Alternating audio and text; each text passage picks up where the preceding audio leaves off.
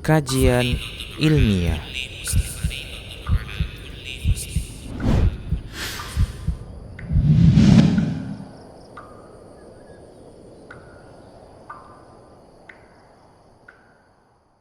Bismillahirrahmanirrahim. Assalamualaikum warahmatullahi wabarakatuh.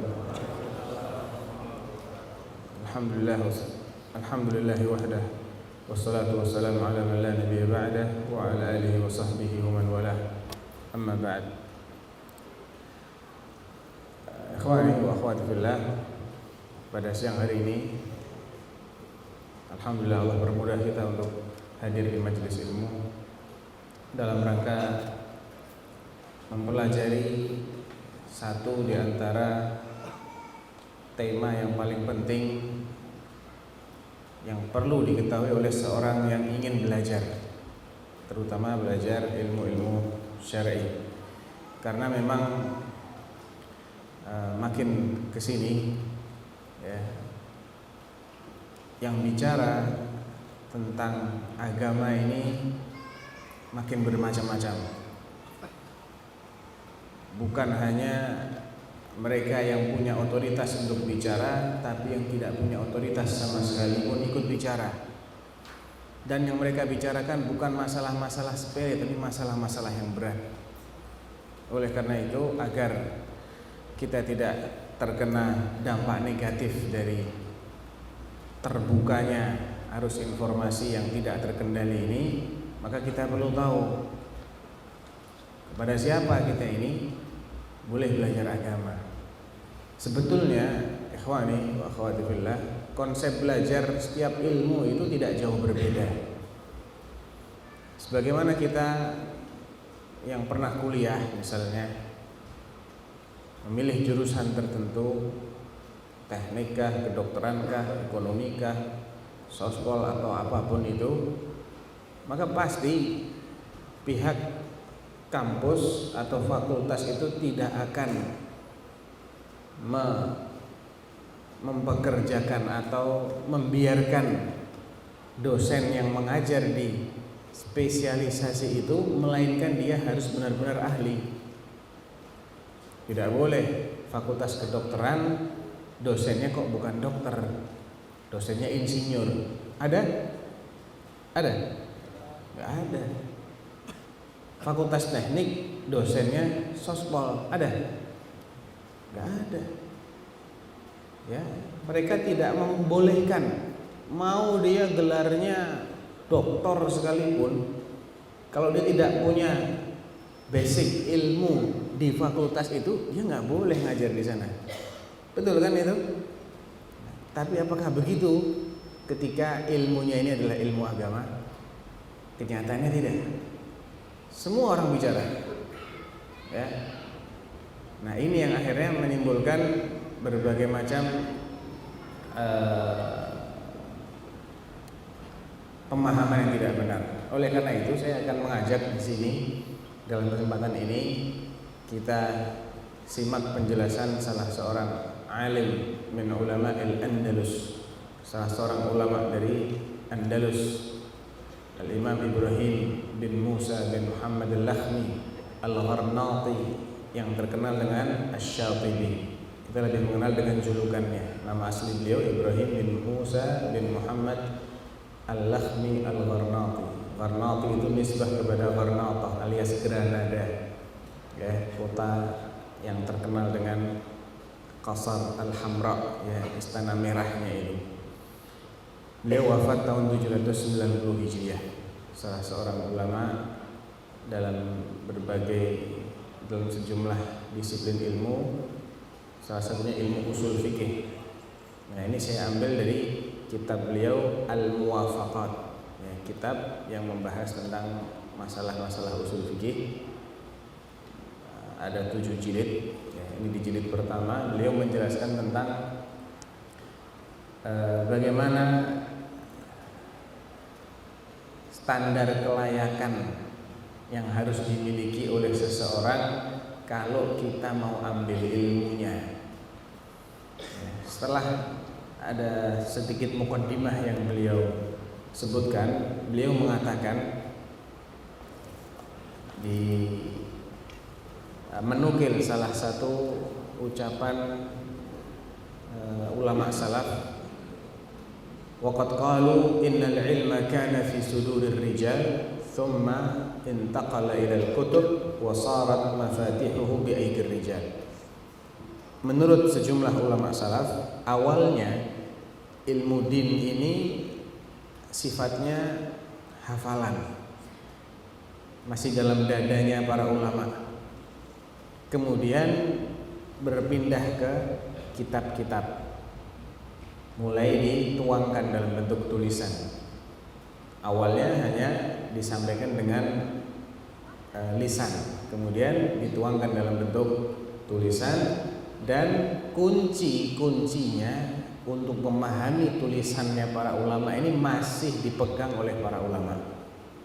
Ini yang perlu kita garis bawahi. Kuncinya ini yang pegang para ulama. Walaupun kitabnya itu bisa diakses oleh banyak orang, ya, bisa dibaca, tapi kuncinya masih di tangan para ulama.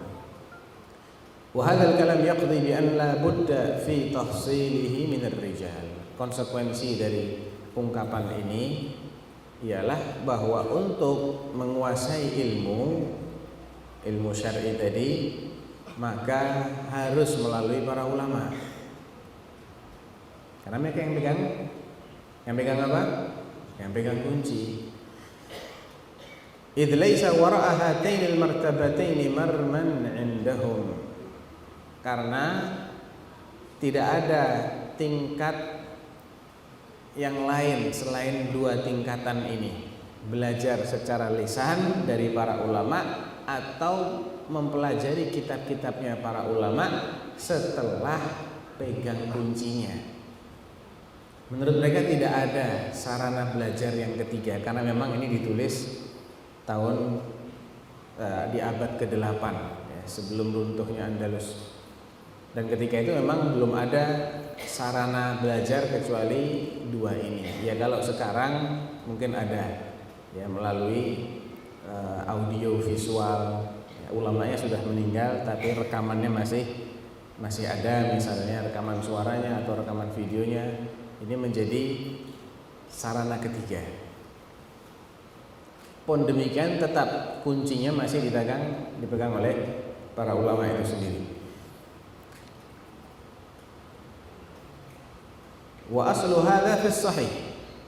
Dalilnya bahwasanya belajar agama itu mau tidak mau, kalau ingin belajar dengan baik dan benar harus lewat para ulama. Dalilnya apa? Dalilnya ada dalam hadis yang sahih yang berbunyi innallaha la yaqbidu hadzal ilma intiza'an yantazi'uhu minan nas. Allah Subhanahu wa taala tidak mengambil ilmu ini dengan dicabut begitu saja. Tidak. Tapi diambilnya ilmu, diangkatnya ilmu dengan apa? Walakin yaqbiduhu biqabdil ulama, dengan diwafatkannya para ulama. Nabi sallallahu alaihi wasallam tahu bahwa para ulama itu, atau Allah Subhanahu wa taala juga sudah pasti tahu bahwa nanti suatu saat mereka akan menulis kitab yang sangat banyak, dan kitabnya tidak mati bersama dengan orangnya, kan? Kitabnya masih ada. Bahwa nanti suatu saat rekaman-rekaman video mereka juga masih ada, rekaman-rekaman kajian mereka masih ada. Allah tahu itu semua. Pun demikian tidak dikecualikan, kecuali ulama yang kitabnya ada, rekaman videonya ada, rekaman suaranya ada. Enggak ada pengecualian. Pokoknya kalau ulamanya sudah diwafatkan sama Allah, maka ilmu itu akan terangkat, walaupun kitabnya ada. Ya, mafhumnya sekedar kitab yang dibaca, ya, kalau tidak melalui bimbingan para ulama tidak akan bisa melahirkan orang yang berilmu. Fa idza kana kadzalik farrijal hum mafatihuhu bila syak. Nah, kalau sudah seperti itu maka para ulama itulah kunci-kunci kita untuk belajar. Ya. tidak ada keraguan dalam hal ini. Kemudian beliau mulai setahap beralih ke muqaddimah berikutnya. Fa idza taqarrara hadza fala yu'khadh illa mimman tahaqqaqa bihi. Sekarang muqaddimah yang pertama sudah kita fahami. Ilmu din harus dipelajari melalui orang-orang yang berilmu tentang din ini, ulama alias orang-orang yang berilmu tentang din ini. Kalaupun mau baca kitab juga harus paham dulu ya, istilahnya para ulama. Nah, sekarang ulama itu yang kayak apa? Nah, ini pertanyaan penting. Kalau salah dalam mendefinisikan ulama, dijamin kacau balau.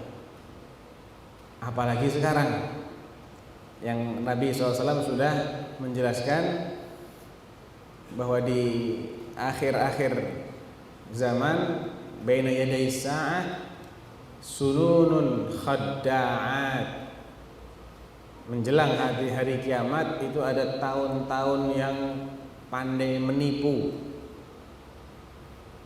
yusaddaqu fiha al-kadhib wa yukadzabu fiha as-sadiq wa yu'tamanu fiha al-kha'in wa yukhawwanu fiha al-amin wa yantiqu fiha ar-ruwaybidah.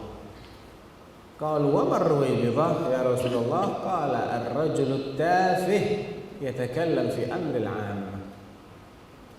Menjelang hari kiamat ada tahun-tahun yang penuh dengan penipuan. Yang jujur malah dianggap bohong, nggak dipercaya. Yang pembohong malah dipercaya. Orang pengkhianat diberi amanat, orang amanat dituduh pengkhianat. Dan banyak bicara ketika itu ar-ruwaybidah. Siapa ar-ruwaybidah ya Rasulullah? Ar-ruwaybidah ini adalah orang yang lemah akalnya, konyol, tidak berilmu, tapi membahas urusan-urusan umat. Masalah-masalah besar dia komentari di situ. Nah, jadi kita harus tahu siapa sih seorang alim itu, kriterianya apa. Tayyib. Beliau kemudian menjelaskan, dan ini sesuatu yang disepakati oleh setiap ilmuwan dalam disiplin ilmu apapun. Ketiga syarat ini disepakati oleh semua orang yang berilmu dalam disiplin ilmu apapun. Idh min syurutihim fil alim bi ayyi ilmin ittafaq ay yakuna 'arifan bi usulihi wa ma yanbani 'alaihi dzalikal ilm. Yang pertama yang dipersyaratkan oleh umat manusia agar seseorang itu layak dijulukin alim atau berilmu dalam ilmu apa saja, mereka sepakat yang pertama dia harus menguasai dasar-dasar ilmu itu. Tiap ilmu itu ada dasar-dasarnya ya? Ada. Ya, ilmu matematik ada dasarnya. Orang kalau tidak kenal bilangan 1, 2, 3 sampai 9 itu, nggak kenal penambahan, pengurangan, perkalian, pembagian, bisa dia kuasai matematik? Mustahil. Itu dasar banget itu. Mau belajar sin, kostan, logaritma dan lain-lain, dia harus kuasain dulu nih dasar-dasar matematik ini. Ya. Mau belajar fisika juga begitu. Mau belajar biologi juga begitu. Semua ilmu ada dasar-dasarnya. Tanpa menguasai dasar-dasar ilmu, tidak mungkin dia jadi orang berilmu dalam bidang itu. Ya. Karena dari dasar ini dia bisa bangun yang di atasnya. Dibangun lagi, dibangun sehingga menjadi suatu bangunan yang utuh. Nah, pondasinya ini dia harus kuat. Itu syarat yang pertama. Nah, orang mau bicara agama, dia harus ngerti dulu rukun-rukun Islam. Dan pengertiannya harus benar. Enggak cuman sok tahu. Banyak orang tuh sok tahu, tapi enggak sesuai dengan hakikatnya. Dia merasa tahu, merasa yakin bahwa maklumat yang dia miliki itu adalah maklumat yang benar, tapi ini ma yanfa', tidak ada manfaatnya. Wa inna dhanna la yughni minal haqqi syai'a, iyattabi'una illa dhann wa inna dhanna la yughni minal haqqi syai'a. Kebanyakan orang tuh hanya mengikuti asumsi, dugaan. Agamanya ini kira-kira. Padahal kira-kira itu, asumsi itu tidak ada manfaatnya dalam menetapkan kebenaran. Jadi harus tahu dasar-dasar Islam, mulai dari asyhadatan. Apa yang dimaksud dengan dua kalimat syahadat? Maknanya, syarat-syaratnya, ataukah ada syarat-syaratnya? Dua kalimat syahadat itu ada konsekuensinya enggak? Ada yang bisa membatalkan enggak? Ini dasar banget ini. Ya, dasar sekali. Saking dasarnya, orang-orang musyrik di masa Rasulullah itu keberatan untuk mengucapkan karena mereka faham. Nah, kebalikannya, saking parahnya kejahilan yang menderita umat ini, mayoritas umat ini, mereka sampai nggak tahu kalau syahadat itu ada konsekuensinya. Ini kan parah banget ini ceritanya, sangat parah. Sehingga demikian mudahnya mereka mengucapkan syahadat, dan di hari yang sama mereka membatalkannya, baik dengan keyakinan yang membatalkan syahadat, atau dengan ucapan, atau dengan perbuatan. Sebagaimana iman itu qaulun wa amalun wa i'tiqadun, kekufuran juga bisa berupa i'tiqad, bisa berupa ucapan, bisa berupa perbuatan. Ini masih banyak yang nggak paham masalah ini. Yang sudah ceramah-ceramahnya juga masih banyak yang nggak paham. Itu muskilahnya, ya. Emang parah banget sih kondisi kita ini.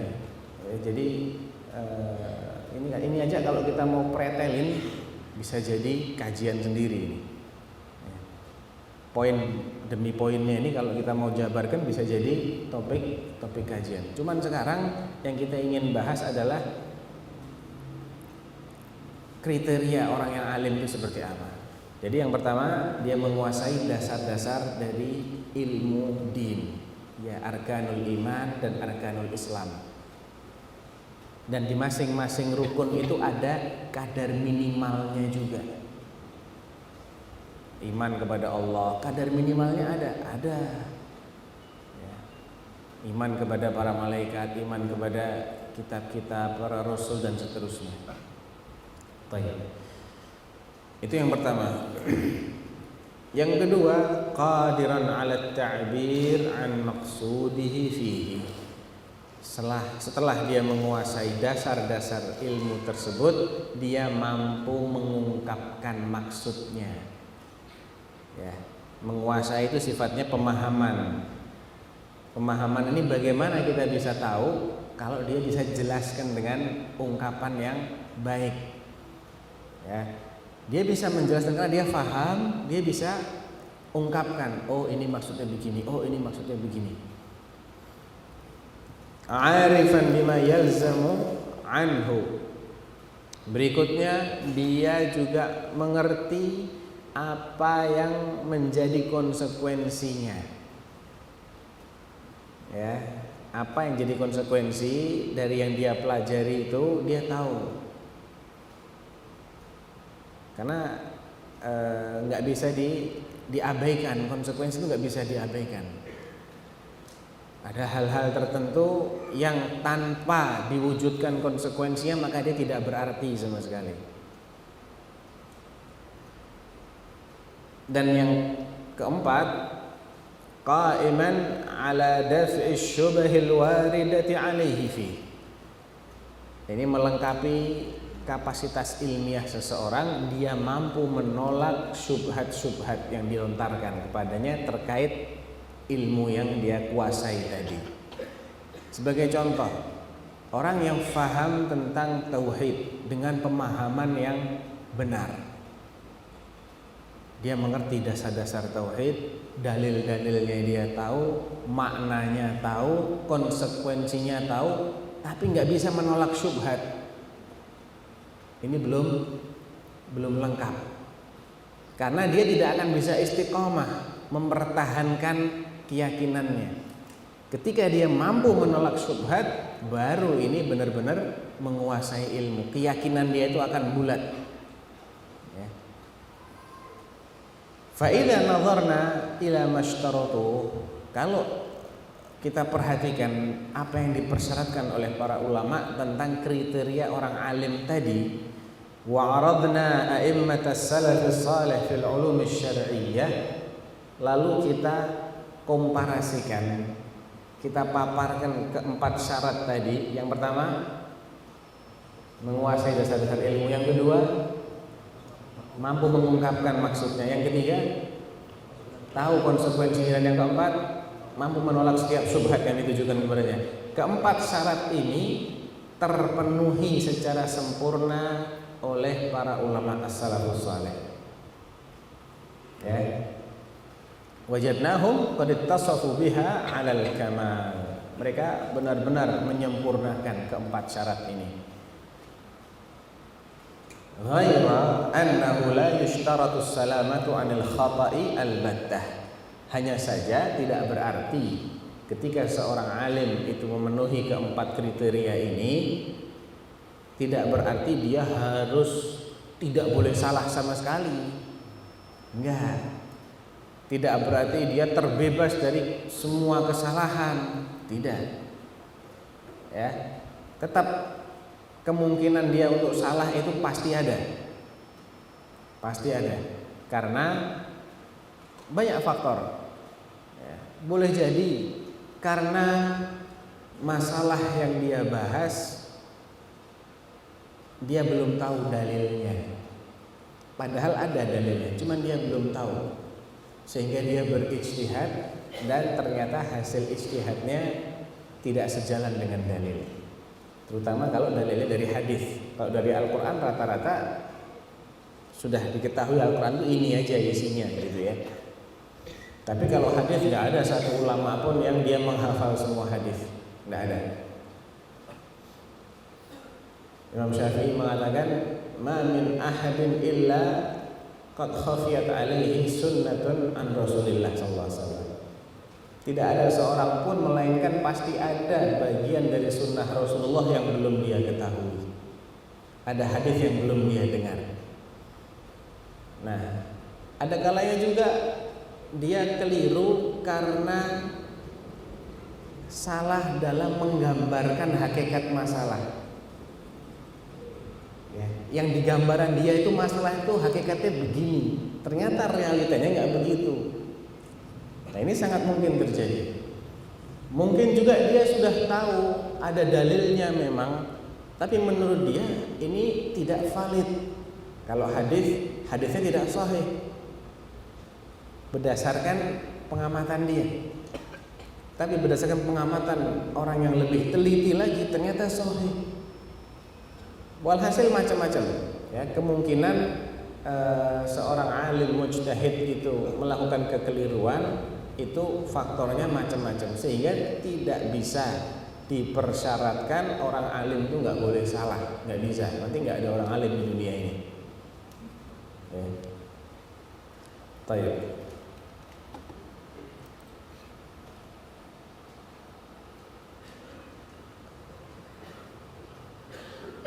Fala yaqdah fi kaunihi aliman wa la yadurru fi kaunihi imaman muqtadan bihi.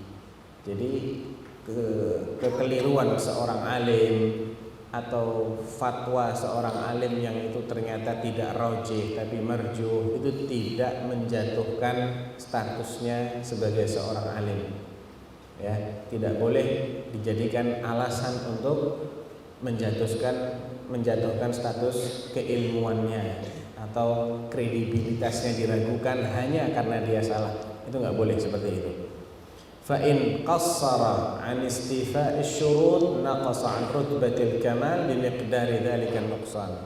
Kalau dia kurang dalam merealisasikan salah satu syaratnya tadi, kurang menguasai dasar-dasarnya atau kurang mampu mengungkapkan maksud dari ilmu tersebut, atau kurang memahami konsekuensi dari ilmunya, atau lemah dalam menolak syubhat, bisa 1, bisa 2, bisa 3, bisa 4, lemah semuanya bisa juga, ya otomatis dia akan lemah keilmuannya sesuai dengan berapa banyak kekurangannya dalam masing-masing syarat tadi. Faslun, beralih ke sub pembahasan berikutnya. Walil alim al-mutahaqqiq bil ilmi amaratun wa alamat tattafiqu ala ma taqaddam. Seorang alim yang benar-benar, nah ini ceritanya sudah alim yang benar-benar berilmu, itu memiliki ciri-ciri. Tadi dijelaskan definisi orang berilmu adalah yang memenuhi 4 syarat. Sekarang ciri-ciri orang yang memang berilmu itu seperti apa? Yang pertama, ihdaha al-amal bima alim. Apa artinya? Mengamalkan ilmunya. Itu ciri pertama dari seorang yang benar-benar berilmu. Hatta yakuna qawluhu mutabiqan li fi'lihi, supaya ucapannya sejalan dengan perbuatannya. Fa in kana mukhalifan lahu falaysa bi ahlin li an yu'khadha anhu. Kalau ucapannya berseberangan dengan perbuatannya, maka dia bukan orang yang pantas diambil ilmunya.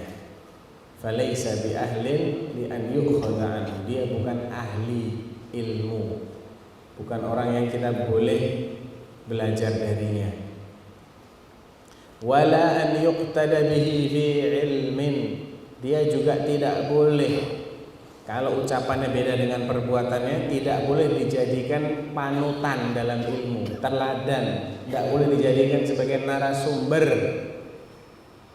tidak boleh dijadikan sebagai rujukan, ya. Tidak punya otoritas dia untuk bicara dalam ilmu itu. Wa hadzal ma'na mubayyinun 'alal kamal fi kitab al-ijtihad. Nah, beliau sudah menjelaskan pengertian ini dalam pembahasan lain di kitab ini, ya, Kitabul Ijtihad. Jadi yang pertama apa? Mengamalkan ilmunya. Wasaniyah, yang kedua, ayyakuna mimman rabbahu syuyukh. Ini penting banget. Ini penting banget. Ayyakuna mimman rabbahu asyuyukh fi dzalikal ilm. Dia termasuk hasil didikannya para masyayikh. Masyayikh itu adalah orang-orang yang senior dalam ilmu itu. Syuyukhul ilm, tokoh-tokoh ilmuwan yang memang sudah dikenal keilmuannya. Murid mereka bukan ini. Kalau bukan murid mereka, nanti dulu muridnya siapa terus? Ilmu itu tidak lahir begitu saja. Ilmu itu turun temurun, diwariskan terus dari generasi ke generasi berikutnya. Gak ada orang yang alim tanpa didahului oleh orang yang alim juga dalam masalah itu, gak ada. Ini bukan ilmu yang instan, enggak. Ini ilmu yang memang dipelajari dengan silsilah seperti itu. Dan itu juga berlaku dalam ilmu-ilmu dunia. Iya Pak ya? Iya. Di daerah saya ada dokter ortopedi yang sangat terkenal. Enggak tahu sampai di sini apa enggak popularitasnya, tapi sangat terkenal. Dia anak dari dokter ortopedi juga, bahkan dokter ortopedi pertama di Indonesia, Dokter Suharso namanya. Punya anak namanya Dokter Tunjung, rahimahullah, sudah meninggal. Dokter Tunjung punya anak lagi, dokter lagi dia. Jadi turun temurun begitu. Dia dididik oleh ahlinya, dia mendidik juga ahlinya, bisa dilacak gitu loh. Ini belajar sama sahabat itu bisa dilacak. Demikian juga para sahabat belajar dari siapa mereka? Dari Rasulullah SAW. Mereka punya murid ya? Punya. Tabi'un. Guru-gurunya, oh dia belajar dari fulan, dari fulan, dari fulan. Punya murid nggak? Punya juga. Terus begitu. Ya. Jadi syarat yang kedua ini penting, ayyakuna mimman rabbahu asyuyukh fi dzalikal ilm. Dia haruslah hasil didikan ulama senior dalam ilmu itu. Li akhdihi anhum, karena misalnya terkenal orang ini belajar dari memang pakar-pakarnya, wa mulazamatihi lahum, bermulazamah dengan para ulama. Mulazamah itu belajar dengan dekat, ya, selalu hadir di majelisnya, ikut ketika si alim ini melanglang buana dia ikut menemani. Orang-orang yang seperti ini adalah orang-orang yang akan mewarisi ilmu gurunya, ya. Fahuwal jadir bi ayyattasifa bima tasafu bihi min dzalik. Hanya orang-orang yang seperti inilah yang dididik oleh para ulama, belajar kepada para ulama, bermulazamah dengan para ulama. Hanya merekalah yang akan mewarisi sifat-sifat gurunya, sifat-sifat para ulama yang menjadi guru-guru mereka itu. Wa hakadza kana sya'nus salafus salih.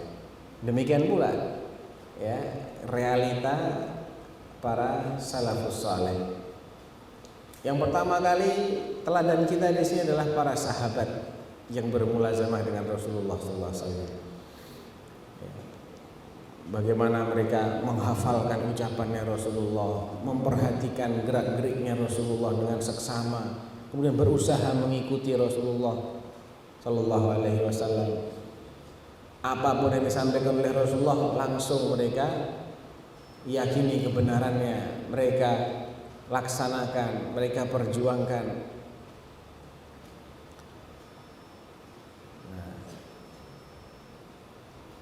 Jadi hanya merekalah yang bisa mendapatkan ilmu yang sesungguhnya. Adik, kemudian beliau di sini Asy-Syatibi menyebutkan sebuah peristiwa yang ini membuktikan bahwa mulazamah itu memiliki pengaruh langsung, ya, memiliki pengaruh langsung yang tidak dimiliki oleh orang-orang yang tidak bermulazamah.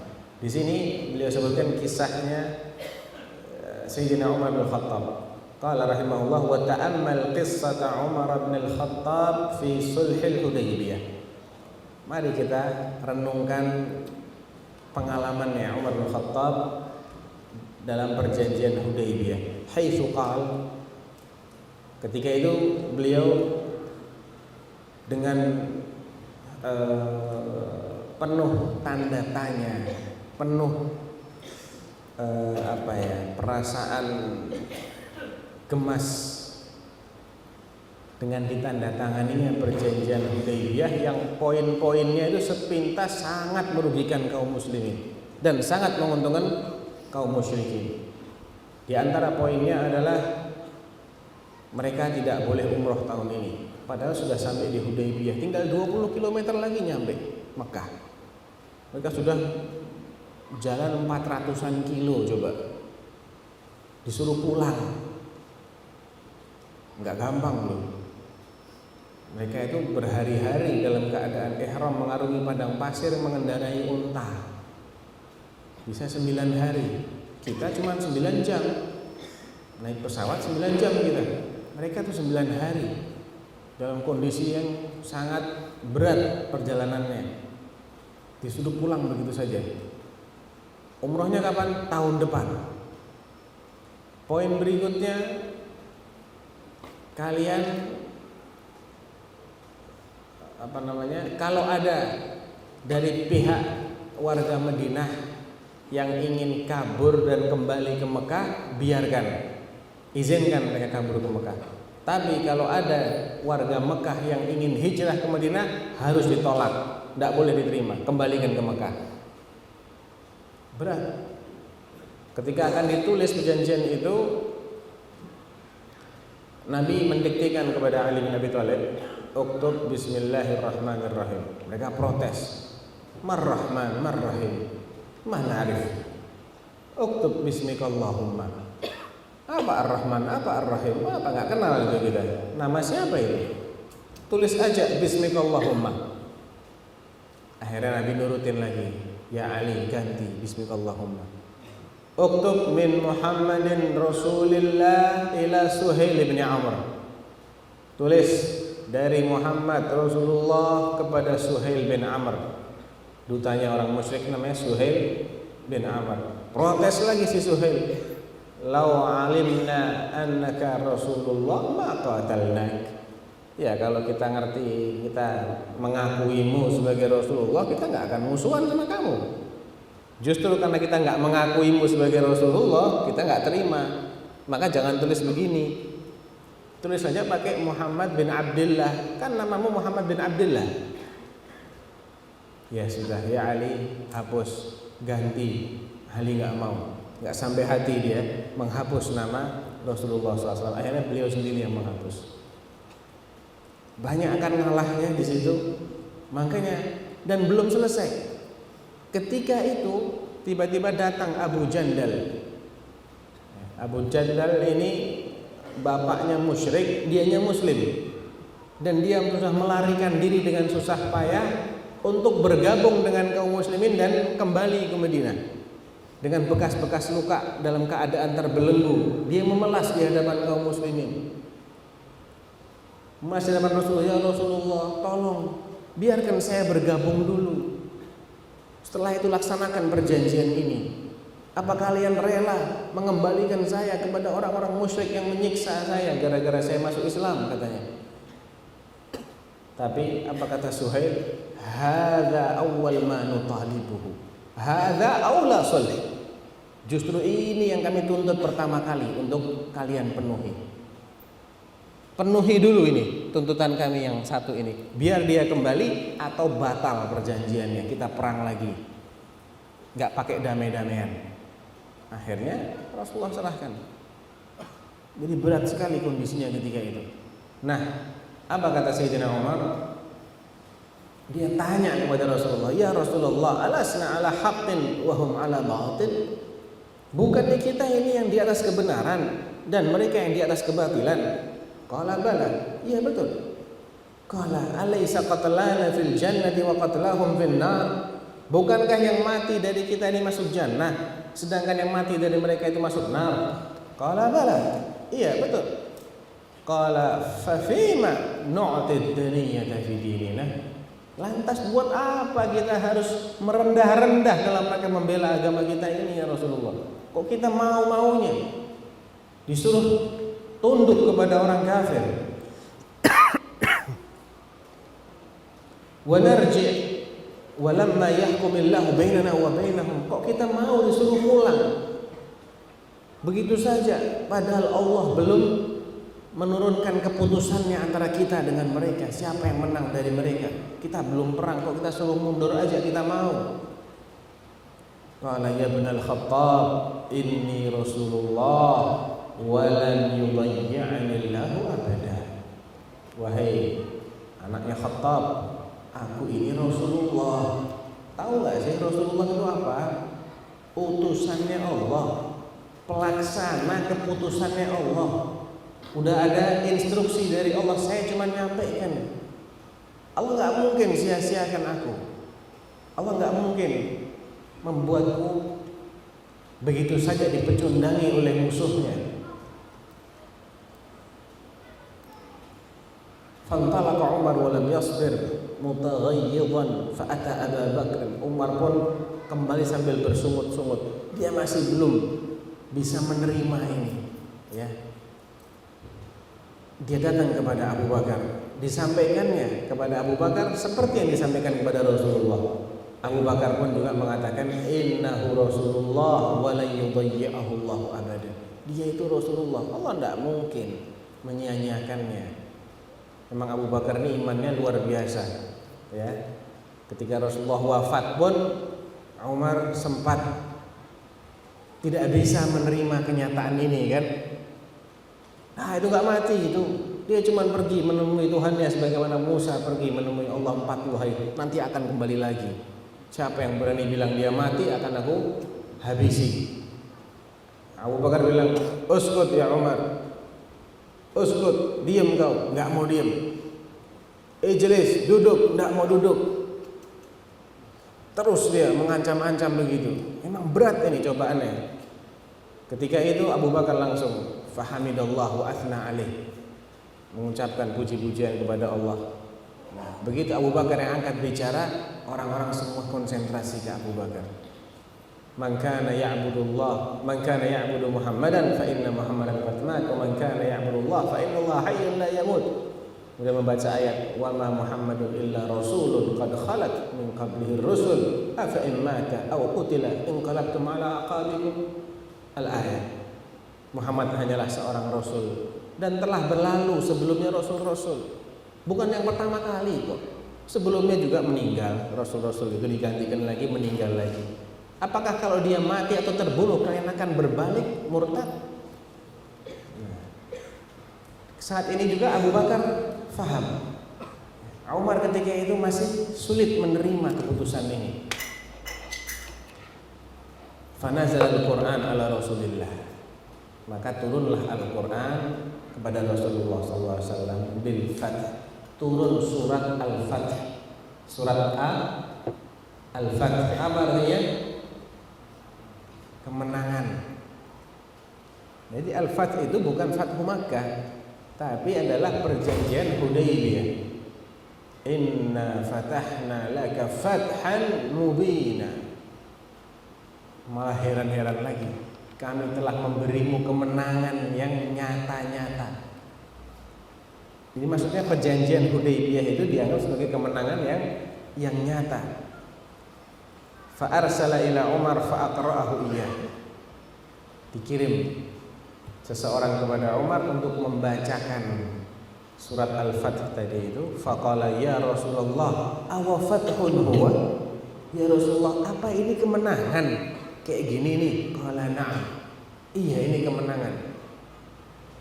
Baru setelah itu dia merasa lega. Ini faedahnya mulazamah. Nah, setelah itu Umar radhiyallahu anhu berpesan. Demikian juga sahabat yang lain, ya. Namanya Sahal bin Hunayf. Sahal bin Hunayf pernah berpesan ketika di perang Siffin di zamannya Ali bin Abi Thalib, dia berpesan kepada orang-orang, ayyuhan nas ittahimu ra'yakum, ya, kalian harus berburuk sangka terhadap pendapat kalian, terhadap ra'yu kalian ketika ra'yu itu menyelisihi dalil-dalil Al-Quran dan Sunnah. Yang kita harus tuduh salah adalah ra'yunya kita, pendapat kita. Kenapa kok harus begitu? Laqad ra'aituni yauma Abi Jandal. Saya masih ingat bagaimana kesalnya saya ketika melihat Abu Jandal yang ditolak, tidak diterima. Dia harus pulang lagi ke Mekah, padahal habis disiksa dia gara-gara keislamannya. Walau anni astati' an arudda amra Rasulillah sallallahu alaihi wasallam la radattuhu. Seandainya ketika itu aku bisa menolak keputusan Rasulullah, akan aku tolak keputusan Rasulullah ini. Gak bisa Rasulullah, saudara kita ini, masa kita biarkan disiksa? Udah di depan mata, kita ambil dulu, baru kita laksanakan perjanjian ini. Seandainya aku kuasa untuk menolak, aku akan tolak. Wa inna ma qala dzalika lima arada lahum fihi minal iskal. Karena memang muskil. Ini kok kayak gini sih aturannya? Muskil buat mereka. Tapi ya itulah iman. Itulah iman. Dengan mulazamah, ternyata di balik sulh Hudaybiyah atau perjanjian Hudaybiyah itu terdapat banyak sekali hikmah. Bayangkan, perjanjian Hudaybiyah itu terjadi tahun ke-6 Hijriah. Agak nyebrang dikit enggak apa-apa ya. Apa-apa atau nggak apa-apa? Nyebrang dikit maksudnya keluar dikit dari topik supaya kita paham gitu loh. Perjanjian Hudaybiyah itu terjadi bulan Ramadan tahun 6 Hijriah, ditandatangani. Bulan Dzulqa'dah, ya, bulan Dzulqa'dah bulan 11 tahun ke-6 Hijriah. awalnya itu disepakati untuk 10 tahun gencatan senjata. 10 tahun awalnya. Yang berangkat bersama Rasulullah ke Hudaybiyah itu 1.400 jumlahnya. Kalau kita mundur, pasukan kaum muslimin di perang Badar itu berapa? 300 sekian belas. Di perang Uhud naik ya. Jadi berapa? Berapa? 600 kurang. Berapa? Mata ada? 1.000 minus 300 yang munafik mundur. Jadi tinggal 700-an. Itu perang Badar tahun kedua Hijriah 300 sekian belas. Perang Uhud tahun ketiga Hijriah 700. Perang Khandaq karena tidak keluar jadi masih gabung di Madinah, saya tidak tahu persis jumlahnya berapa.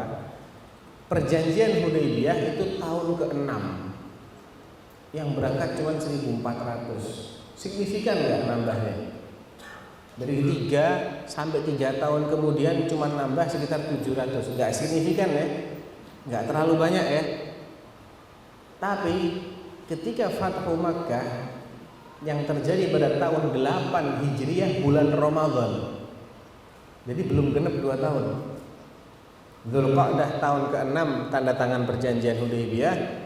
Bulan Ramadan tahun ke-8 itu pembatalan. Karena Rasulullah menaklukkan kota Mekah pada bulan itu. Berapa pasukannya yang ikut bersama beliau? 10.000. Kurang dari 2 tahun naik sampai berapa kali itu? 7 kali. Lebih dari 7 kali. 10.000 yang bersama Rasulullah. 10.000 melalui perdamaian. Gak pakai perang gitu. Enggak. 2 tahun tuh damai, gak ada peperangan. Itulah kemenangan yang nyata di situ letaknya. Dalam kurun kurang dari 2 tahun tadi masuk Islam tokoh-tokoh Khalid bin Walid, Amr bin Al-As, dan banyak lagi yang lain yang menjadi ujung tombak pasukan Islam setelahnya. Nah, ini faedah dari mulazamah. Nah, kita yang nggak gitu, kita nggak bisa paham gitu loh. Nah, mereka ini sudah membuktikan berulang kali. Ternyata penilaian kita ini yang salah. Nggak mungkin lah kalau Allah sudah menetapkan A, terus yang benar itu B. Nggak mungkin. Pasti ya A itu yang benar. Hatta orang satu dunia menganggap A itu tidak mungkin. A itu mustahil. Kayak peristiwa apa tadi? Isra. Sengaja Mi'rajnya nggak dibahas. Kenapa nggak dibahas Mi'rajnya? Kan Mi'raj lebih ajaib lagi. Jangan bahas Mi'raj dulu. Orang musyrik ini nggak percaya ada hari kiamat. Percuma ente bahas jannah dan nar. Ya, mereka ini nggak percaya ada kehidupan setelah kematian. Makanya nggak ada peristiwa Mi'rajnya itu yang disampaikan oleh Rasulullah. Mereka bahas Isra-nya dulu. Kalau ini sudah bisa nerima, alhamdulillah. Yang lain-lain gampang. Ini aja mereka nggak terima. Nah, jadi ketika mereka ini mulazamah dengan Rasulullah, mereka faham benar hakikat dari ajarannya Rasulullah Sallallahu Alaihi Wasallam. Demikian juga para tabi'in yang mulazamah kepada para sahabat. Mereka ikut menyerap bagaimana para sahabat itu dalam memahami, dalam mengamalkan, dalam memperjuangkan. Wa hasbuka min sihhati hadhil qa'idah, cukuplah sebagai bukti buatmu akan kebenaran kaidah ini. Kaidah yang kedua tadi ya. Jadi kaidah yang kedua tadi apa? Harus belajar dari ahlinya. Bukti kebenarannya adalah la tajidu aliman ishtahara fil nasi al-akhdhu anhu. Engkau tidak akan dapati seorang alim yang dikenal oleh orang-orang sebagai ulama rujukan, ulama panutan, illa walahu qudwatun, Pak, kecuali dia pasti punya qudwah, punya tokoh juga yang menjadi panutan dirinya. Ishtahara fi qarnihi bimithli dzalik.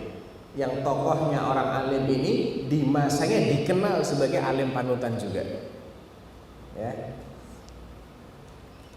Wa qallama, sebaliknya, qallama wujidat firqatun za'ighatun. Ini penting. Nah, kalau mau catat ini. Dan jarang sekali ditemukan kelompok-kelompok yang menyimpang, yang tersesat dari kebenaran, illa wala ahadun mukhalifun lis-sunnah. Jarang juga ditemukan seseorang tokoh yang menyimpang, menyelisihi sunnah, bisa orang per orang, bisa kelompok, ya, illa wa huwa mufariqun li hadzal wasf, melainkan pasti dia tidak memenuhi kriteria ini. Pasti dia nggak punya guru yang memang gurunya itu alim. Dia belajarnya dari internet, belajarnya cuma dari sosmed, ya, belajarnya cuma baca sana kemari, tidak sistematik, tidak menguasai dari dasar-dasar. Semua orang ngomong didengerin sama dia. Nggak mungkin dia jadi orang alim, dijamin nggak mungkin. Bingung pasti dia, karena nggak ngerti. Semua yang bicara dianggap sebagai ustadz, kemudian didengerin semua omongannya. Nggak akan bisa dia menjadi orang yang mengerti kebenaran dan komitmen dengan kebenaran. Yang ketiga, al-iqtida biman akhadha anhu wa ta'addub bi adabihi. Setelah dia dididik oleh para ulama, dia meneladani dan mengaplikasikan adab-adab para ulama tadi pada dirinya. Ya. Ini pentingnya belajar dari orang yang berilmu. Jadi gurunya ini benar-benar alim dan dia meneladani gurunya. Hasilnya ulama beneran. Al-Imam Syafi'i rahimahullah, salah satu gurunya yang terkenal siapa? Imam Malik bin Anas, Imam Daril Hijrah, imamnya kota Madinah. Apa kata Imam Syafi'i dan bagaimana beliau ini demikian menjaga adabnya ketika bermajlis di hadapan Imam Malik? Qala Syafi'i rahimahullah, kuntu aqlibus safha qalban raqiqan fi majlisi Malikin likay la yasma'a waq'aha haibatan minhu. Subhanallah. Aku kalau membalikkan halaman buku itu pelan-pelan. Nggak ada buku di sini. Pinjam bentar ya. Anggap ini kitab. Ya, ketika ingin membolak-balikkan halaman itu nggak begini. Enggak. Jangan sampai kedengaran oleh Imam Malik karena menjaga wibawa beliau. Pelan-pelan membalikannya. Adabnya itu kayak gitu. Emang dosa kalau begini? Dosa enggak? Enggak. Tapi bukan adabnya begitu. Nah, ilmu itu kalau enggak dibarengi dengan adab, enggak berkah dia. Jangankan ilmunya manusia biasa, ilmunya Rasulullah pun. Kok berani-beraninya Ustadz bilang begitu? Berani karena ada dalilnya. Ya, kalau ada dalil kita berani bicara. Kalau nggak ada dalil kita nggak berani bicara. Dalilnya apa Ustadz? Dalilnya adalah firman Allah. Fabima rahmatin minallahi linta lahum. Surat apa itu? At-Taubah ya.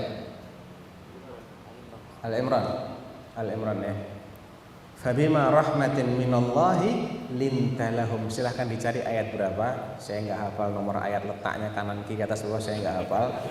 Tapi saya hafal ayatnya. Ya. Yang penting ayatnya hafal benar, pemahamannya benar. Itu lebih penting daripada ngapal lokasi ayat. Lo benar lo. Betul ya akhi. 10 menit lagi. Waduh. Ya udah, terusin ya. maka atas rahmat Allah lah engkau ini siapa? Rasulullah. Linta lahum, bersikap lembut kepada mereka. Walau kunta faddan ghalidhal qalbi lam faddu min hawlik. Allahu akbar. Andai engkau wahai Rasulullah, orang yang dapat wahyu dari Allah, yang sebelumnya dikenal sebagai Al-Amin, enggak pernah bohong, enggak pernah khianat, selalu nolong orang, penampilannya menyejukkan kalau dipandang, akhlaknya mulia, tapi kehilangan satu sifat ini, yang itu merupakan adabnya ilmu. Andai engkau ini berperilaku, berkata-kata yang kasar, bersikap kaku, lan faddu min haulik, mereka semua akan bubar meninggalkan kamu. Itu Rasulullah dibilang begitu. Kalau itu berarti tidak terjadi ya. Kalau beliau tidak mewujudkan satu di antara adab ilmu, yaitu al-lin, lembut dalam menyampaikan ilmu. Nah, apalagi kita. Ini anak nyindir orang Medan nih kayaknya. Ya siapapun lah. Emang begitu harusnya. Makanya ketika seseorang tidak menjaga adabnya ilmu, tidak akan menjadi seorang alim yang diberkahi ilmunya. Nah, Imam Syafi'i yang kayak gitu adabnya sama Imam Malik, dia punya murid. Muridnya namanya Ar-Rabi' bin Sulaiman. Ada dua yang namanya Ar-Rabi' bin Sulaiman, saya tidak tahu yang mana. Ada Ar-Rabi' bin Sulaiman Al-Muradi, ada Al-Jizi. Dua-duanya murid Imam Syafi'i dan dua-duanya namanya sama. Qala Ar-Rabi' bin Sulaiman, wallahi la ajru ala syurbil ma' wa Syafi'i yanzuru ilayya haibatan minhu. Demi Allah, saya enggak berani minum air ketika lagi dilihat sama Imam Syafi'i di majelis. Karena apa? Wibawa.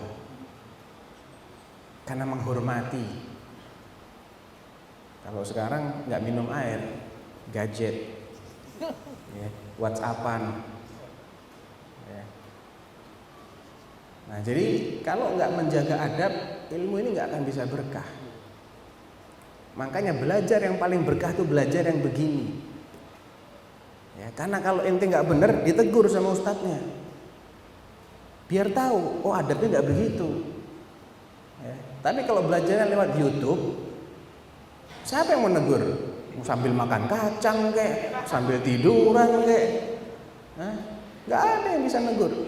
Belajar lewat sosmed nggak bisa. Hanya cuma baca kitab. Iya, kalau yang ente baca itu bener, nggak ada salah cetak. Kalau salah cetak gimana? Oke lah, nggak salah cetak, dibaca bener, tapi dipahaminya salah. Siapa yang mau ngoreksi? Ente nggak paham, mau tanya sama kitab? Nggak bisa kan? Makanya ini yang paling berkah. Tapi karena persingkat aja. Jadi itu tiga syarat seseorang layak dianggap sebagai alim. Yang kedua yang penting adalah cara belajar. Ini sebagai penutup ya. Kalau sudah kita ketahui, saya langsung terjemahkan, nggak saya baca teksnya untuk mempersingkat waktu. Maka untuk mendapatkan ilmu, untuk mempelajari ilmu dari ahlinya itu hanya ada dua cara. Tentunya ini yang dikenal di zaman beliau ya. Yang pertama, yang paling bermanfaat, al-musyafahah, secara lisan, duduk bermajlis begini ya, langsung terjadi serah terima dari ilmu, sekalian dipelajari adabnya. Dan ini dianggap sebagai yang paling bermanfaat dan paling selamat karena ada dua alasan. Yang pertama, alasan istimewanya majelis ilmu.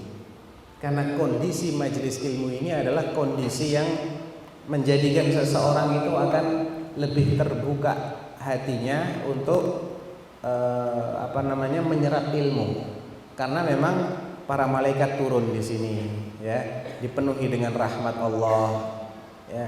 Kemudian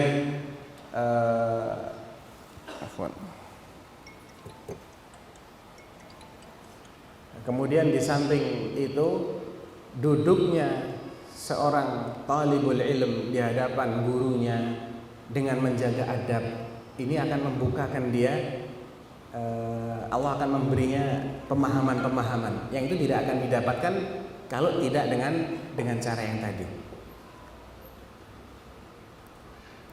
Keutamaan keduanya adalah sesuatu yang memang di luar sebab akibat, tidak jelas sebab akibatnya.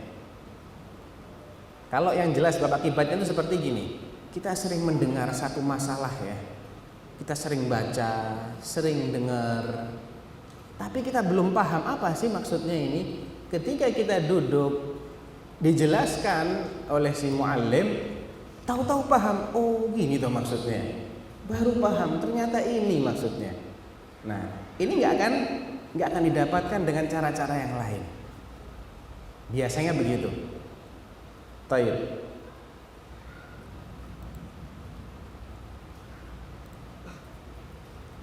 Cara yang kedua selain langsung secara lisan adalah melalui kitab-kitab para ulama, muthala'atu al-kutub. Hanya saja ketika untuk belajar dengan cara yang kedua ini, dia nggak bisa lepas dari cara yang pertama. Dia harus tahu dulu ada syarat-syarat yang perlu dia penuhi, baru ketika itu dia bisa menggali ilmu melalui kitabnya para ulama. Yang pertama syaratnya, dia harus memahami istilah si alim dalam kitabnya tadi. Karena ada sebagian ulama yang punya istilah khusus. Ketika dia menggunakan istilah ini, maka maksudnya begini. Tapi kalau orang lain yang pakai, mungkin beda lagi maksudnya. Kalau dia nggak paham dengan istilahnya para ulama ini, ya dia nggak akan bisa pahami kitabnya. Nah, untuk paham bagaimana? Ya harus tanya kepada orang yang paham. Nah, ini kuncinya di situ tadi. Yang kedua adalah hendaknya dia utamakan kitab-kitab ulama klasik. Karena apa? Karena mereka itu lebih matang ilmunya dibandingkan dengan ulama-ulama kontemporer. Berkahnya lebih banyak. Kalam mereka nggak panjang, nggak bertele-tele, tapi berkah. Maka dahulukan buku-buku mereka, kitab-kitab mereka yang kita pelajari. Setelah kita menguasai istilah-istilah mereka. Ya. Jadi ini inti dari pembahasan kita pada siang hari ini. Mudah-mudahan dengan menguasai atau memahami kriteria-kriteria orang yang layak diambil ilmunya tadi, kita tidak salah dalam menentukan guru di mana kita belajar din ini darinya. Wallahu a'lam.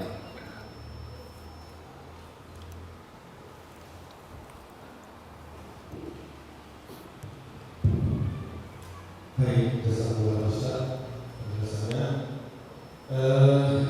Kami beri kesempatan bagi orang yang bertanya, orang yang jawab dulu satu orang, silakan.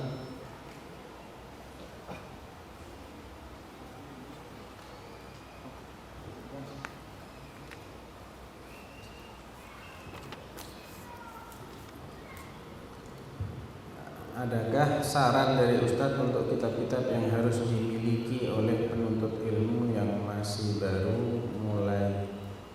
baru mulai menuntut ilmu?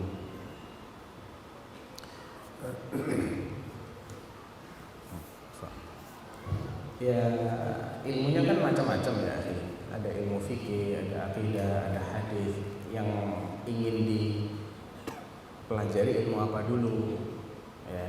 Kalau ilmu akidah, mulai dari kitab-kitab yang mukhtasarat, yang ringkas-ringkas dulu, matan-matan yang pendek dulu. Akidah misalnya untuk pemula bisa dengan Al-Qawaidul Arba' yang mengenalkan kita tentang hakikat dakwahnya Rasulullah itu seperti apa sih.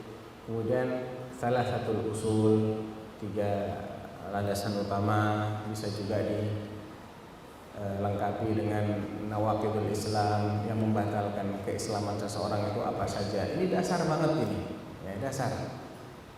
Lebih bagus lagi ditambah dengan al-masail allati khalafa fiha Rasulullah SAW ahlal jahiliyah atau masailul jahiliyah, masalah-masalah tradisi-tradisi, pola pikir dan kebiasaan jahiliyah yang ditentang oleh Rasulullah SAW. Itu nanti kita jadi terbuka kita punya wawasannya. Kita akan sadar betapa asingnya Islam hari ini. Masalah fikih bisa dengan kitab-kitab yang sifatnya mukhtasar, dan tiap madhab punya kitab mukhtasar sendiri. Kalau madhab Syafi'i ada matan Abu Syuja. Kalau tidak ingin terikat dengan madhab tertentu, ingin komparasi, bisa Bidayatul Mujtahid Ibnu Rushd, itu kami pelajari juga di kampus. Karena itu memperbandingkan 4 madhab.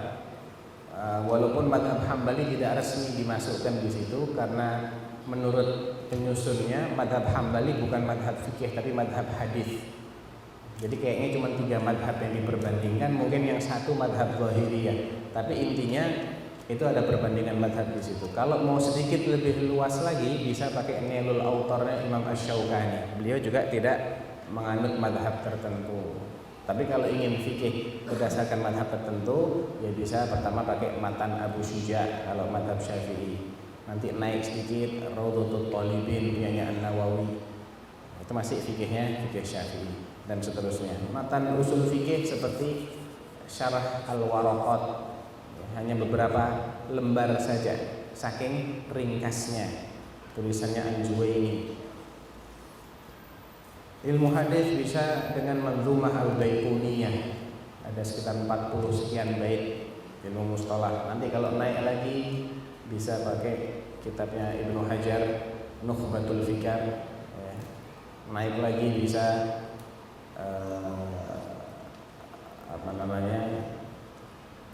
Alfiyah As-Suyuti atau Alfiyah Al-Iraqi dan seterusnya.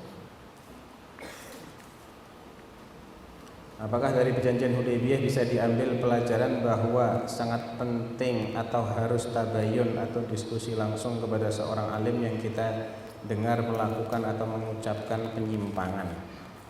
Yang pertama, iya, ini jelas ya, diskusi langsung itu jelas. Yang pertama, dari mana kita bisa tahu itu penyimpangan? Ini aneh. Kalau yang tanya ini tidak merasa sebagai alim, maka aneh dia tahu itu penyimpangan dari mana, gitu loh. Nah, jadi agak unik ini pertanyaannya. Ataukah mungkin ketika dia diklaim melakukan penyimpangan oleh orang lain? Nah, itu lebih tepat gitu loh. Jadi tidak menjustifikasi dulu, enggak. Orang lain bilang ini menyimpang, tunggu dulu. Kita cross check dulu, menyimpang di mana penyimpangannya, dalilnya apa kok ini menyimpang, kan harusnya begitu toh. Ilmu itu harus jelas landasannya apa. Lebih baik lagi di cross checkkan, karena mungkin dia punya alasan yang belum disebutkan oleh orang yang sudah menyatakan ini sebagai penyimpangan. Yang andai orang ini tahu alasan itu, dia akan cabut pernyataannya. Ya. Saya ingin bertanya, seberapa penting gelar akademis yang melekat kepada seorang ustadz? Apakah itu sangat penting jadi rujukan kita dalam mencari ilmu? Karena banyak sekarang jamaah yang melihat ustadz yang harus bergelar LC.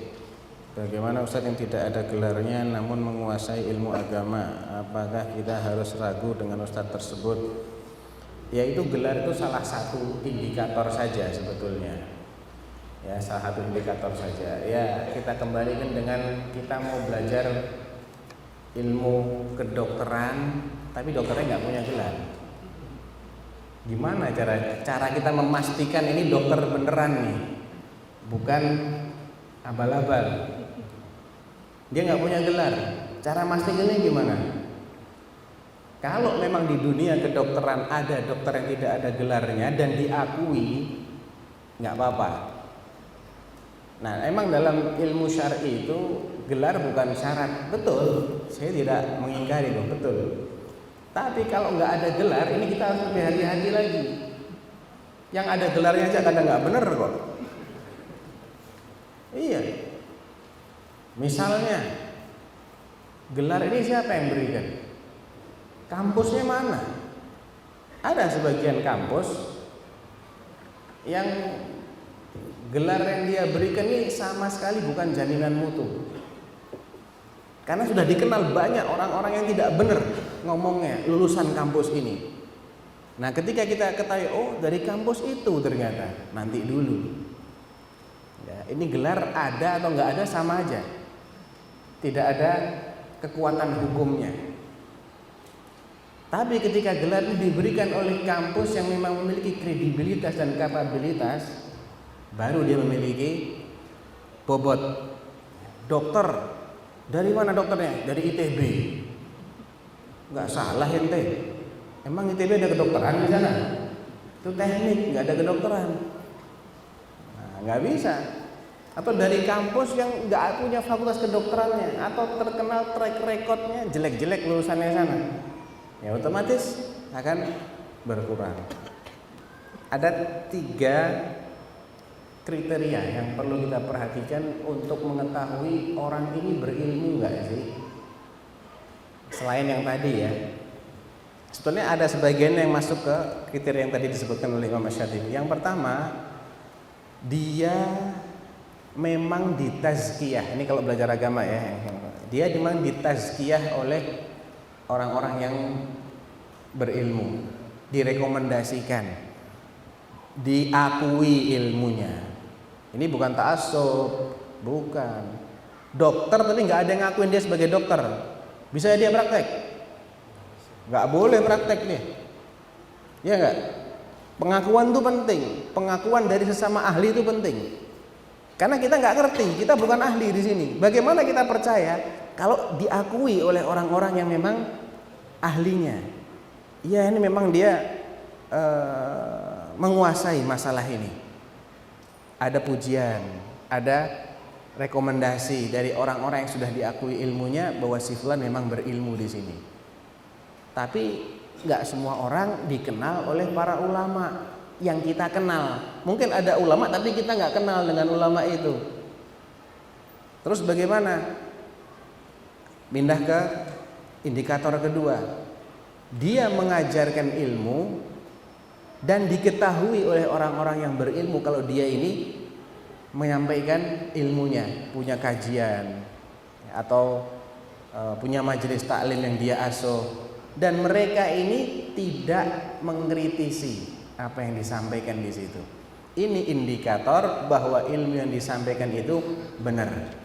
Karena seorang alim yang benar-benar alim tidak diperbolehkan dia mendiamkan kekeliruan. Ketika dia tidak pada komentar, dan tentunya bukan sembarang komentar loh ya, komentar yang memang berdasarkan dalil. Oh iya, mereka sepakat mengkritisi dia dalam masalah takdir misalnya. Ini gak sesuai dengan ahlus sunnah. Dalam masalah apa? Ya ini juga pendapatnya bukan pendapat ahlus sunnah ini. Nah ini berarti dia bermasalah. Dia belum recommended untuk membahas masalah-masalah seperti ini. Kita harus waspada. Tapi kalau tidak ada yang mempermasalahkan apa yang dia sampaikan secara global ya, kalau detail-detail 1-2 nggak mungkin ada yang lepas. Tapi ketika banyak mengkritisi satu masalah, nah ini berarti dia ada masalah memang di sini. Nah, jadi ketika tidak ada yang mengkritisi, maka ini adalah tazkiyah secara terselubung, tazkiyah secara tidak langsung. Yang ketiga apa? Boleh jadi dia adalah yang pertama kali mengajarkan ilmu di daerah tersebut, sehingga nggak mungkin kita nunggu ada tazkiyah dari orang lain. Oh dia yang pertama kali kok, pionirnya dia. Lantas bagaimana kita bisa mengetahui ilmunya ini ilmu yang benar atau enggak? Dari apa yang disampaikannya sendiri itu. Al ilmu nur, ilmu itu ada cahayanya. Apa yang dia sampaikan? Qala Allah, qala Rasul, qala salafus salih. Insya Allah dia menyampaikan kebenaran. Tapi kalau yang disampaikan mimpi ini, mimpi itu, katanya fulan, konon gini, konon gitu, riwayat-riwayat yang nggak jelas, khurafat, ya antum harus waspadai. walaupun sorbannya 3 meter. Ya. Walaupun jenggotnya setengah meter, tapi kalau yang disampaikan yang kayak gitu, ini nggak ada nurnya. Ilmu itu bukan kayak gitu. Ya. Dia merujuk kepada siapa? Merujuk kepada pendapatnya imam-imam Ahlus Sunnah wal Jamaah, ya insya Allah. Nah,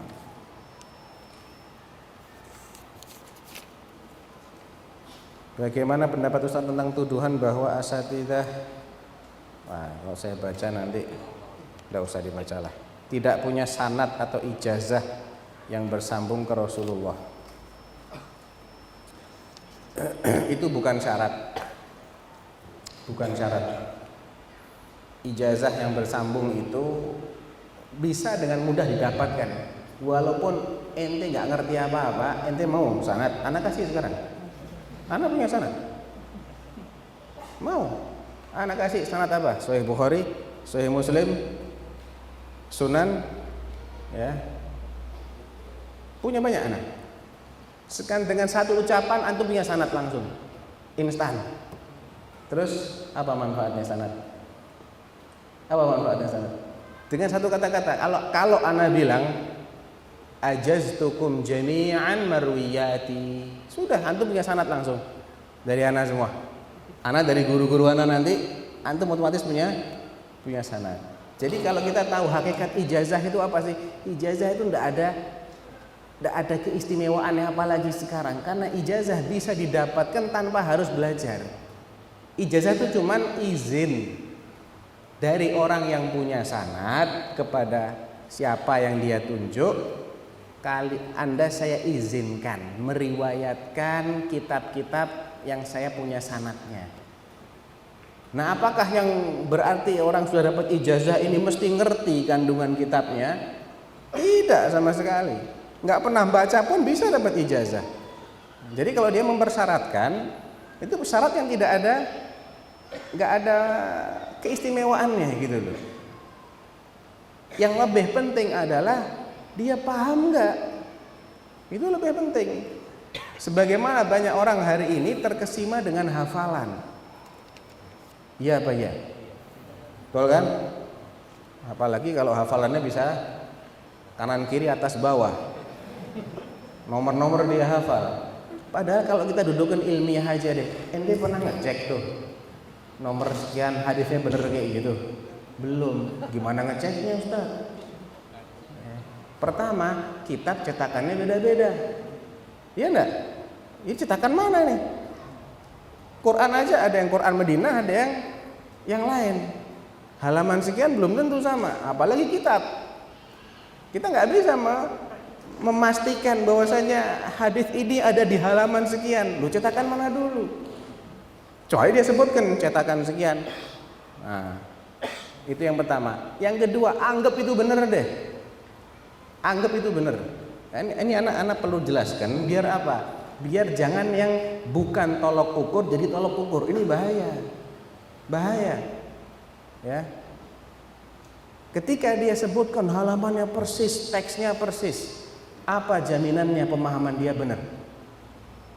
Apa jaminannya? Apakah setiap yang hafal itu mesti paham? Jawabannya, nggak pernah jawab. Ragu ya antum ya. Buktinya antum sendiri itu loh. Buktinya antum sendiri. Antum hafal juz amma insya Allah. Nggak semua. Ya udah separuh, seperempat. Ya, paham yang seperempat? Enggak. Terbukti kan? Enggak semua yang hafal itu paham. Ini bukti logika, bukti realita. Dalil juga ada. Banyak, Al-Quran ada, Sunnah ada. Mau dari Quran? Fafahamnaha Sulaiman wa kullan atainahu hukman wa ilma. Antara Sulaiman dengan Dawud alaihi wassalatu wassalam. Masalah yang dihadapin sama. Wa kullan atainahu hukman wa ilma. Masing-masing kami beri hukum, kekuasaan dan ilm, nubuwah. Tapi yang difahamkan sama Allah Sulaiman. Yang faham kronologinya Sulaiman. Yang keputusannya itu tepat Sulaiman. Daud dalam hal ini tidak paham. Tidak semua yang sama-sama menghafal ayat, menghafal hadis, pemahamannya terhadap ayat dan hadis itu mesti benar. Tidak. Hadis dalilnya apa? Rahimallahu nadbarallahu ra'an sami'a minni hadithan fahafidhahu thumma addahu kama hafidhahu farubba muballighin aw'a min sami'. Wa fi riwayah farubba hamili fiqhin ghairu faqih. Wa fi riwayah farubba hamili fiqhin ila man huwa afqahu min. Semoga Allah menyinari wajah orang yang menghafal hadis dariku, mendengar hadis dariku, kemudian menghafalnya sebagaimana dia dengar, lalu disampaikan sebagaimana dia hafal. Karena boleh jadi yang dia sampaikan hadis itu kepadanya itu lebih faham daripada dia sendiri. Boleh jadi yang menyampaikan hadis, yang menghafal hadis itu nggak paham. Itu kata Rasulullah loh. Rubba hamili fiqhin ay hamili hadis ghairu faqih ay ghair fahim.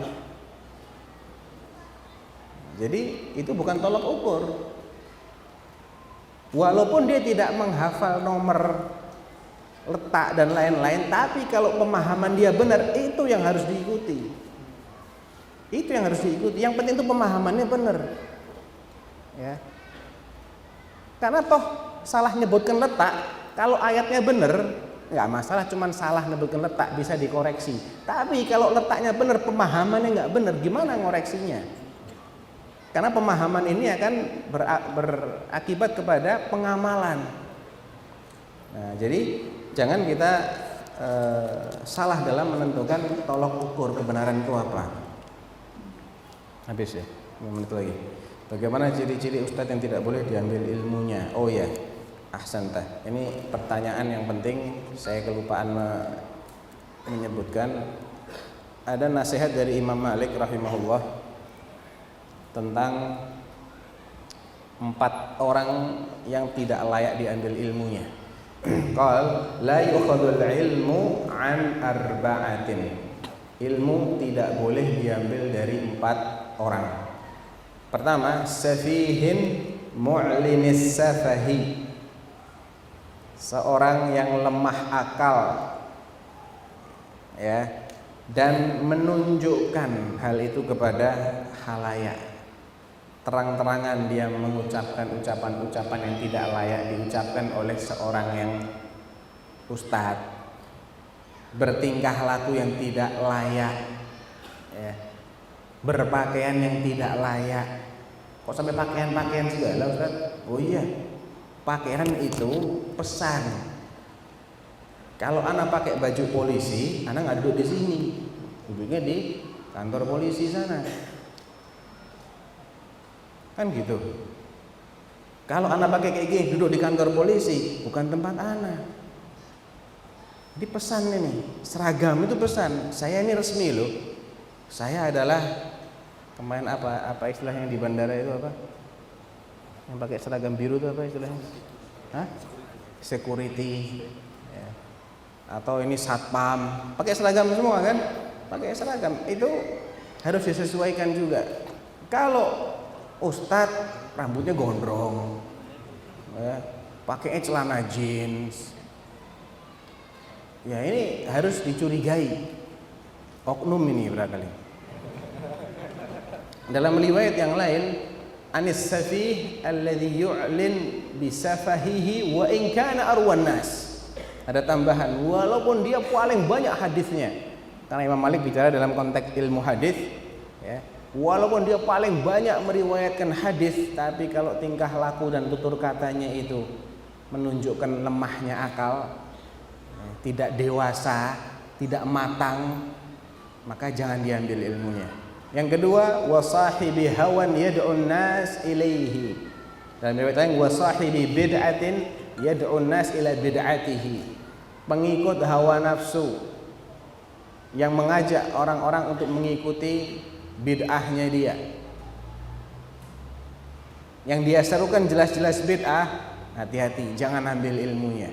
Pengikut hawa nafsu ini berbahaya. Dia tidak akan tunduk dengan dalil, tapi dia akan tundukkan dalil. Nah, itu hebatnya dia. Dia akan tundukkan dalil. Dia nggak mau tunduk sama dalil. Dia tidak tunduk kepada kebenaran, tapi dia akan tunduk pada pembenaran. Bagaimana supaya mendapatkan pembenaran, bukan dapat kebenaran. Beda banget tuh artinya. Yang ketiga, warajulin ma'rufin bil kadhibi fi ahaditsin nas wa in kana la yakdzib ala Rasulillah sallallahu alaihi wasallam. Orang yang dalam pembicaraan sehari-harinya sering bohong. Bohong sama manusia, walaupun dia belum pernah bohong atas nama Rasulullah.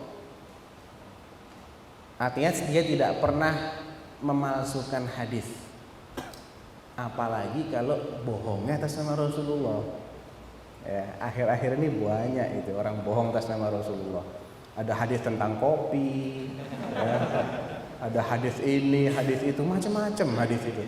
Yang minum kopi faedah, fadilahnya begini, fadilahnya begitu. Subhanallah. Konyol-konyol gitu. Orang waras aja nggak pantas mengucapkan kayak gitu. Kok Rasulullah dibilang mengucapkan kayak gitu gitu loh. Padahal dalam hadis yang mutawatir lafzan wa ma'nan, man kadzaba alayya muta'ammidan falyatabawwa maq'adahu minan nar. Siapa yang sengaja berdusta atas namaku, hendaklah dia siapkan tempat duduknya di neraka. Sampai para ulama mengatakan sengaja berdusta atas nama Rasulullah itu kufur. Kufur itu. Bukan perkara ringan. Ya, bukan perkara ringan. Ada sebagian ulama mengatakan itu kufur. Jadi kalau sudah kayak gini, ini nggak pernah dusta atas nama Rasulullah saja, tapi sering bohong kalau bicara dengan sama manusia sudah nggak layak diambil ilmunya. Apalagi kalau terbukti sekali aja dia berdusta, maka gelarnya kata Imam Syafi'i, gelar kehormatannya al-kadzdzab. Satu kali dia berdusta atas nama Rasulullah ketahuan, maka selamanya dia dicap sebagai kadzdzab, pembohong. Yang keempat, warajulin lahu fadlun. Ini penting juga. Fadlun wa salahun la yu'raf ma yuhadditsu bihi atau la ya'rif ma yuhadditsu bihi. Yang keempat ini sepintas kelihatannya orang baik, orang soleh, orang mulia, penyantun, ramah, ya, murah senyum, tapi dia nggak ngerti apa yang dia omongkan. Dia tidak menguasai masalah itu. Ini nggak boleh diambil ilmunya. Dia bukan ahlinya kok. Ya. Jadi jangan juga terkecoh dengan ini. Makanya keempat-empat syarat itu harus ada semua. Cuman baik, santun, tapi tidak ngerti masalah ilmu, ya mau diambil apanya? Ya. Apakah semua orang baik itu boleh jadi dokter? Apakah semua orang baik boleh jadi polisi? Nggak ngerti kan, harus ada ilmunya gitu, harus dilatih dulu. Ya sama, nggak semua orang baik boleh bicara agama. Baik-baik, tapi jangan bicara agama kalau bukan ahlinya. Ya, baik. Mudah-mudahan bermanfaat ya. Yang benar dari Allah Subhanahu wa taala, yang salah dari diri saya sendiri. Kita tutup dengan kafaratul majlis. Subhanakallahumma rabbana wa bihamdika asyhadu an la ilaha illa anta astaghfiruka wa atubu ilaik. Assalamualaikum.